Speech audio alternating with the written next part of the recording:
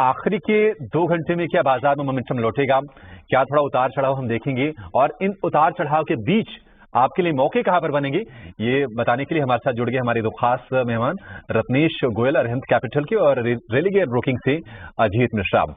रत्नेश और अजीत, आप दोनों का बहुत शुक्रिया, स्वागत है 89 स्वदेश पर।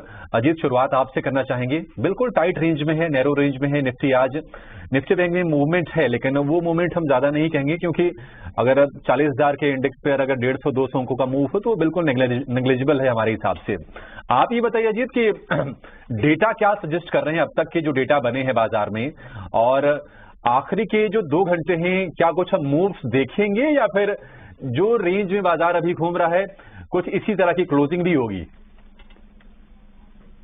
शुक्रिया अभिषेक, देखिए कल का सेशन अगर आप एक्सक्लूड कर देते हैं जहां पे कि मार्केट में एक रिकवरी देखने तो एक लगातार करीब 8-9 सेशन हो चुके हैं बाजार में, जहां पे कि आप 18, 100, 150 के जोन से आप गिरावट देख रहे हैं। कल के ब्रीदर के बाद जिन सेक्टर्स ने कल ब्रीदर लिया था, जिनकी वजह से, क्योंकि देखिए बैंकिंग एनीवेज ठीक ठाक परफॉर्म कर रहा था 2-3 दिनों से, कल ऑटो और आईटी में रिकवरी थी जो कि आज फिजल आउट हो गई है।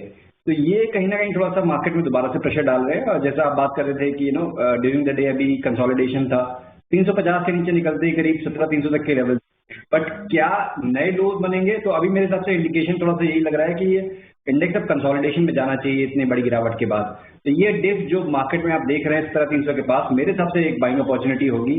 पोजिशनली भी, इंट्राडे के हिसाब से भी अगर आपको डिप मिलता है करीब 300 के पास, तो आप छोटा सा स्टॉप लॉस करीब 17,250 के स्टॉप के साथ वहां पे लॉन्ग पोजीशन क्रिएट कर सकते हैं 400, 450 तक से 500 तक के टारगेट्स के लिए।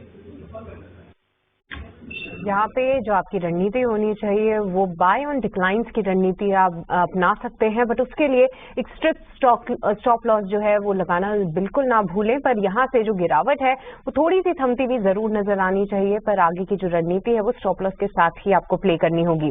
तो ये थी राय आपको बाजार के लेवल्स पर लेकर। पर चलिए अब आगे बढ़ते हैं और कुछ स्टॉक्स की बात करना हम चालू करते हैं जिन पे आज एक्शन देखने को मिल रहा है।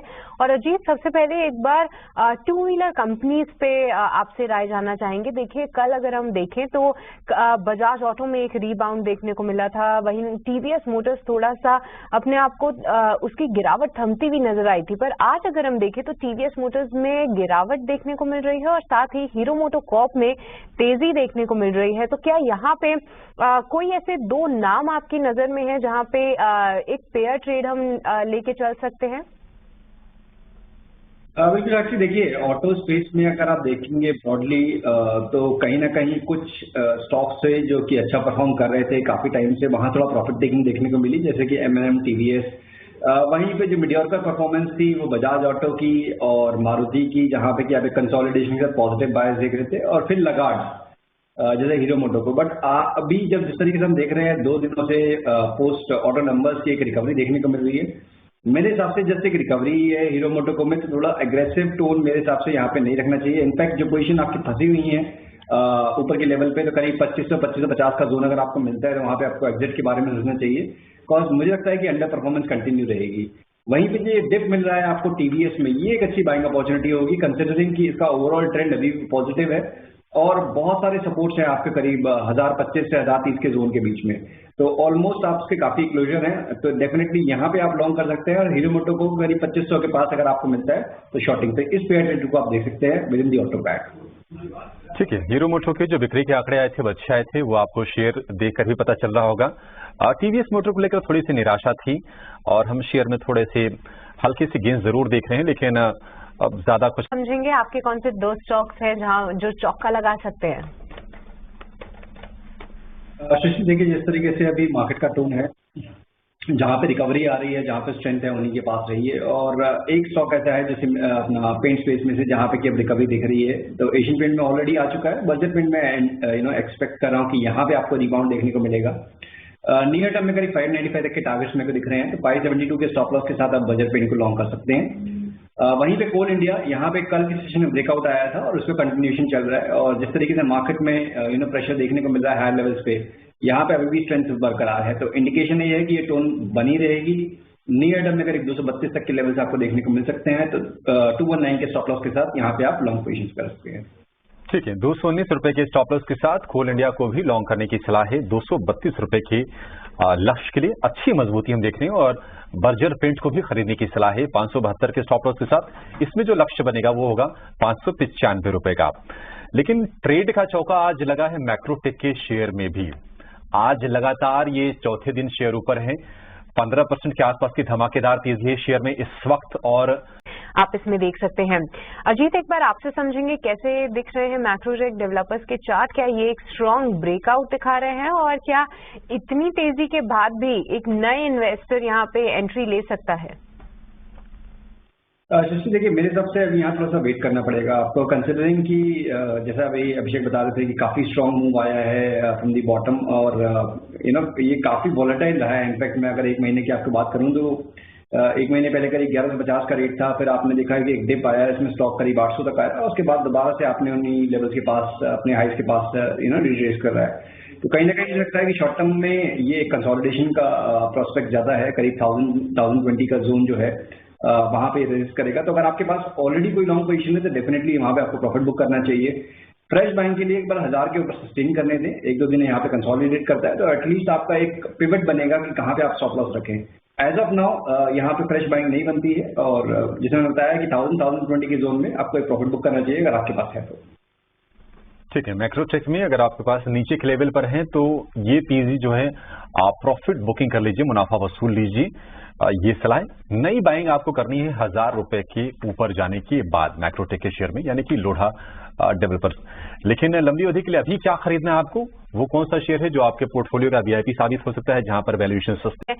बट अदानी एंटरप्राइज की बात करें तो पिछले 2 से 3 दिनों में एक जबरदस्त तेजी दिखाई है यहाँ पे इस पर्टिकुलर स्टॉक ने। क्या चार्ट्स कुछ मजबूती का अंदेशा दे रहे हैं? क्या कुछ चार्ट्स थोड़े से बेहतर होते हुए नजर आए हैं इसके लिए?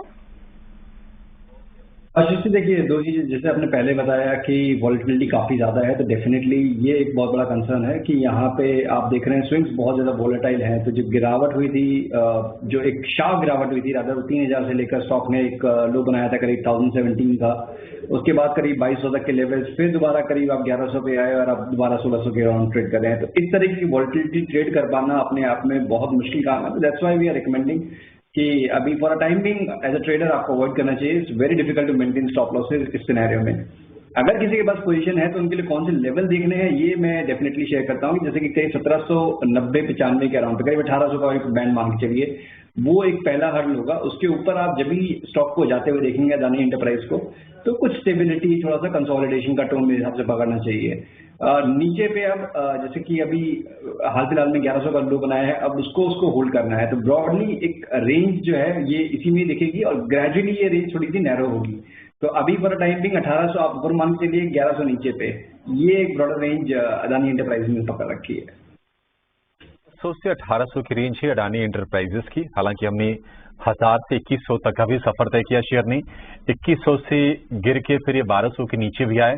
लेकिन जिसने मंगलवार को अगर शेयर खरीदा होगा अगर, या फिर सोमवार को आखिरी सत्र में अगर लेके इसको गया होगा, आज उसके बल्ले बल्ले होगी, क्योंकि उस लेवल से 1200 वाला शेयर हो गया है 1600 रुपए के आसपास का, यानी कि 30% से ज्यादा के रिटर्न सिर्फ 3 दिन में अडानी एंटरप्राइजेज में दिख रहे हैं। लेकिन ऐसी धमाकेदार रिटर्न और कहां पर मिल रहे हैं? क्या ऑप्शन में ये संभव है? ऑप्शन में कमाई के मौके कहां पर बन रहे हैं ये जानेंगे। और रेलवे शेयर चढ़ रहे थे तो आज फिर से हम तेजी देख रहे हैं, 84 तक गया था शेयर ये। अजीत, आरवीएनएल आज जबरदस्त तेजी, ये वनडे वंडर आपको लग रहा है या फिर ये तेजी अभी कुछ दिन और चलेगी? आप क्या सजेस्ट करेंगे?